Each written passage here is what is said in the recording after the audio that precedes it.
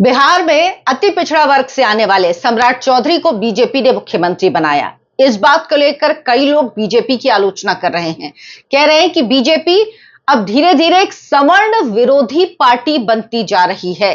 कई लोग तो यहां तक कह रहे हैं कि बीजेपी हिंदुत्व की कमंडल की राजनीति की पिच को छोड़कर अब जातिवादी मंडल की राजनीति कर रही है। और बीजेपी के जो दो सबसे बड़े नेता हैं, प्रधानमंत्री नरेंद्र मोदी और गृह मंत्री अमित शाह, उन पर यह आरोप लगा रहे हैं कि बीजेपी को जातिवादी पार्टी के रूप में ये दोनों नेता कन्वर्ट कर रहे हैं। कुछ सवर्ण नेता तो सम्राट चौधरी को मुख्यमंत्री बनाए जाने पर इतना नाराज हैं कि वो इसे सवर्णों के साथ धोखाधड़ी भी बता रहे हैं। लेकिन इस खबर का पूरा सच क्या है? क्या ये जो बातें कही जा रही है ठीक है या कुछ और ही तथ्य हैं? इस पूरी खबर की पड़ताल आज मैं इस वीडियो में करूंगी कि क्या सच में बीजेपी ने हिंदुत्व की राजनीति छोड़कर जातिवादी राजनीति शुरू कर दी है या फिर इस आलोचना के पीछे सिर्फ एक नैरेटिव है। नमस्कार, बहुत बहुत स्वागत है। आप देखना शुरू कर चुके हैं आयन भारत। मैं हूं आपके साथ अर्चना सिंह। सम्राट चौधरी बेशक बिहार में अति पिछड़ा समुदाय से आते हैं, लेकिन अगर बिहार की राजनीति को पिछले 90 सालों में देखें तो बिहार में हमेशा से ही पिछड़ी जातियों का वर्चस्व रहा है राजनीति में। यानी ये कोई नई बात नहीं है।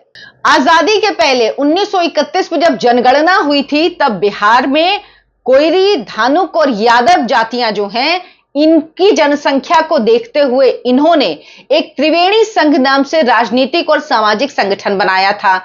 और 1937 में जब प्रांतीय चुनाव हुए तो उन चुनावों में ये जो पार्टी है त्रिवेणी संघ ये उतरी थी। ये 2-3 सीटों पर जीत हासिल कर पाई थी, कोई बहुत बड़ी जीत इसे नहीं मिली थी, लेकिन उसके बावजूद भी इसके गठन से कांग्रेस के मन में डर आ गया था और कांग्रेस को अपनी रणनीति बदलनी पड़ी और मजबूरी में ही सही आप कहिए, पिछड़ों को पार्टी में, राजनीति में जगह देने पर मजबूर होना पड़ा था। यानी शुरुआत 1931 की जनगणना के बाद 1937 में हो गया था, जब प्रांतीय चुनाव हुए थे आजादी से पहले। आजादी के बाद भी अगर बात करें 60 के दशक की, तो बिहार में यादव और गैर यादव ओबीसी जातियों का वर्चस्व हमेशा से रहा था। भले ही बिहार में श्री कृष्ण सिंह, जगन्नाथ मिश्रा, भगवत झा आजाद, सत्येंद्र नारायण सिंह और बिंदेश्वरी दुबे जैसे सवर्ण मुख्यमंत्री बने, लेकिन धीरे धीरे पिछड़ा आंदोलन वहां पर गति पकड़ रहा था, जिसकी परिणति क्या हुई कि बाबू जगदेव और कर्पूरी ठाकुर जैसे नेताओं का उभार हुआ। वो नेता बिहार की राजनीति में नजर आने लगे। कांग्रेस भी बिहार की जातिगत राजनीति के उभार को समझ गई थी। वो समझ रही थी कि इसको वो रोक नहीं पाएगी, इसीलिए आप कहिए कि मखौटा के रूप में ही सही, लेकिन उसने, कांग्रेस पार्टी ने बाबू जगजीवन राम को एक दलित चेहरे के रूप में प्रोजेक्ट किया और उन्हें उप प्रधानमंत्री भी बनाया। लेकिन कर्पूरी ठाकुर के मुख्यमंत्री बनने के बाद बिहार की राजनीति में पिछड़े समुदाय की भागीदारी को एकदम से नकारना संभव ही नहीं रह गया था। ये लगभग असंभव हो गया था। इसीलिए वहां पर लालू प्रसाद यादव पहले एक पिछड़े नेता के रूप में उभरे, लेकिन जब लालू प्रसाद यादव पिछड़े नेता की जगह वो सिर्फ यादवों के नेता के रूप में सिमटने लगे, तब गैर यादव जो ओबीसी वर्ग है, वो बिहार की आबादी का जो 36% है, वो नीतीश कुमार की तरफ आ गया। नीतीश कुमार के साथ बीजेपी का गठबंधन हुआ, सवर्ण भी नीतीश और बीजेपी के साथ आ गए, तो ये एक विनिंग कॉम्बिनेशन बन गया। इस प्रकार लगभग आप कह सकते हैं 50% जो वोट है उस पर बीजेपी और जेडीयू का कब्जा हो गया, या उनके साथ वो वोट आ गए। और साल 2005 से कुछ समय के लिए आप छोड़ दीजिए तो नीतीश कुमार और बीजेपी की सरकार ही साथ में बिहार में बन रही है। अब सवाल ये उठता है कि आखिर बीजेपी ने 20 साल तक पिछड़ी जाति से आए नीतीश कुमार को नेतृत्व का मौका दिया, तो किसी सवर्ण को मुख्यमंत्री बनाकर अब उनका हक क्यों नहीं दिया? उसकी एक वजह यह भी है, एक तो ये कास्ट कॉम्बिनेशन है, लेकिन एक वजह और थी नीतीश कुमार। नीतीश कुमार जब विदा हो रहे हैं तो बीजेपी चाहती थी कि जो ट्रांजिशन हो वो बहुत स्मूथ हो, क्योंकि ये वाकई ट्रांजिशन का फेज है। नीतीश कुमार की लोकप्रियता कम नहीं हुई है, उनका वोट बैंक अभी भी उनके साथ खड़ा है और इस बात की जीत इस बात का प्रमाण भी है। तो बीजेपी चाहती थी कि एक स्मूथ ट्रांजिशन हो और इसके लिए लोगों को कोई झटका ना लगे, इसीलिए सम्राट चौधरी जो पहले ही आप कह लीजिए उप मुख्यमंत्री बना दिए गए थे, गृह विभाग जो मुख्यमंत्री के पास होता था हमेशा नीतीश कुमार ने अपने पास रखा, वो इस बार सम्राट चौधरी को दिया गया। और उसके बाद धीरे से जब नीतीश कुमार ने इस्तीफा दिया तो सम्राट चौधरी को मुख्यमंत्री बना दिया गया, यानी लोगों को यह ना लगे कि कोई कहीं से आया, क्या हो गया। जैसे बीजेपी में कहा जाता है कि पर्ची से मुख्यमंत्री बनते हैं, कभी भी किसी का नाम आ सकता है, लेकिन यहां पर बीजेपी ये झटका नहीं दे सकती थी क्योंकि उसे चिंता है वो 36% वोट के जो नीतीश कुमार के साथ अभी भी हैं। बीजेपी नहीं चाहती कि वो कहीं से छिटके, कहीं से वो किसी दूसरे पाले में जाए या उनको ये लगे कि नीतीश कुमार के साथ अन्याय हुआ है। और ये सब तब होता जब कुछ बहुत बड़ा बदलाव दिखता, इसीलिए जो शपथ ग्रहण समारोह है वो भी बहुत लो प्रोफाइल रखा गया। उसमें भी प्रधानमंत्री नहीं आए, गृह मंत्री नहीं आए, बीजेपी शासित राज्यों के मुख्यमंत्री नहीं आए, जबकि आप सोचिए बीजेपी के लिए कितनी बड़ी बात है कि बिहार में वो इतने समय बाद अपना मुख्यमंत्री बना पाई है। लेकिन पूरे फंक्शन को बहुत लो प्रोफाइल रखा गया, राजभवन में शपथ दिलाई गई, मुख्यमंत्री के साथ 2 उप मुख्यमंत्रियों ने सिर्फ शपथ ली, मंत्रिमंडल ने शपथ नहीं ली। और विजय चौधरी और विजेंद्र यादव जो जेडीयू से आते हैं वो 2 उप मुख्यमंत्री बने, सिर्फ इन 3 लोगों ने शपथ ली, इसके अलावा कुछ नहीं हुआ। यानी बीजेपी नहीं चाहती थी कि बहुत हाई प्रोफाइल है, बहुत शोर शराबा हो और लोगों के बहुत ज्यादा दिमाग में जाए और फिर नेगेटिव खबरें भी बननी शुरू होती। तो एक वजह तो ये थी, लेकिन हमें बिहार के जो समीकरण है उसको भी समझना होगा, जिसके बल पर बिहार में आज बीजेपी जेडीयू के साथ लगातार आप कह लीजिए 20 साल से, अगर कुछ आप इधर उधर करें तो इसके अलावा 20 साल से बनी हुई है। और लालू के जंगल राज को नीतीश कुमार एक बार आए, उसके बाद उन्होंने वापस आने नहीं दिया। तो बड़ी वजह यह कि बिहार में 3 गैर यादव पिछड़ी जातियां यानी कोयरी, कुर्मी और धानुक हैं। ये तीनों जातियां मिलकर बिहार की आबादी का 10% है। जो यादव जो 14% है उनसे थोड़ा ही कम है। 10% के अलावा 26% ऐसी गैर यादव पिछड़ी और अति पिछड़ी जातियां हैं जो यादवों के साथ नहीं जाना चाहती हैं और वो बीजेपी और जेडीयू के साथ ही खुद को सुरक्षित महसूस करती हैं, वो कंफर्टेबल महसूस करती हैं। इन जातियों में कुम्हार हैं, कहार हैं, धोबी, नाई, ये जातियां शामिल हैं।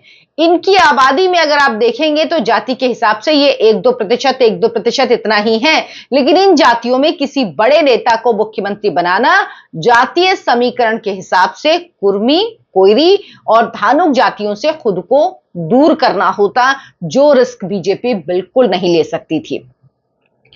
यही वजह थी कि जिस 36% पिछड़ी और अति पिछड़ी जातियों को पिछले 20 सालों से जदयू ने बीजेपी के साथ जोड़कर रखा, उन जातियों के साथ बीजेपी किसी सवर्ण को अचानक मुख्यमंत्री बनाकर गंवाना नहीं चाहती थी।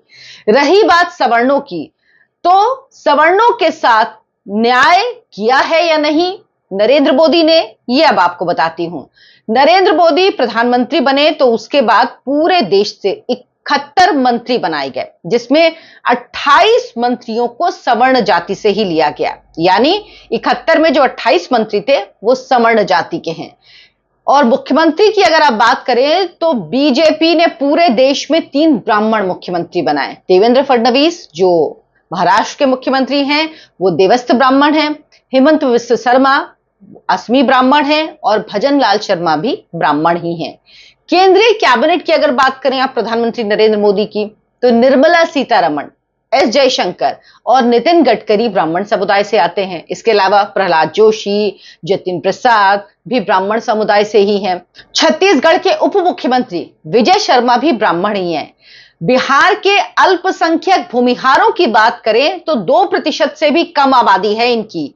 ये भूमिहार जाति से बिहार से केंद्र में 2 कद्दावर मंत्री हैं, फिर भी 2 मंत्री हैं भूमिहार, एक गिरिराज सिंह और दूसरे ललन सिंह। इसके अलावा सम्राट चौधरी के साथ जो उप मुख्यमंत्री पद की शपथ ली है विजेंद्र चौधरी, वो भी भूमिहार समाज से ही आते हैं।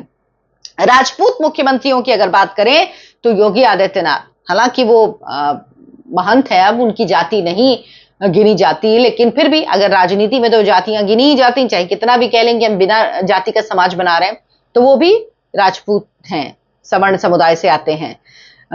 पुष्कर सिंह धामी वो भी क्षत्रिय ही हैं। राजस्थान में जो दिया कुमारी हैं वो भी राजपूत जाति से ही आती हैं। केंद्र में राजनाथ सिंह और गजेंद्र सिंह शेखावत भी क्षत्रिय समुदाय से ही आते हैं।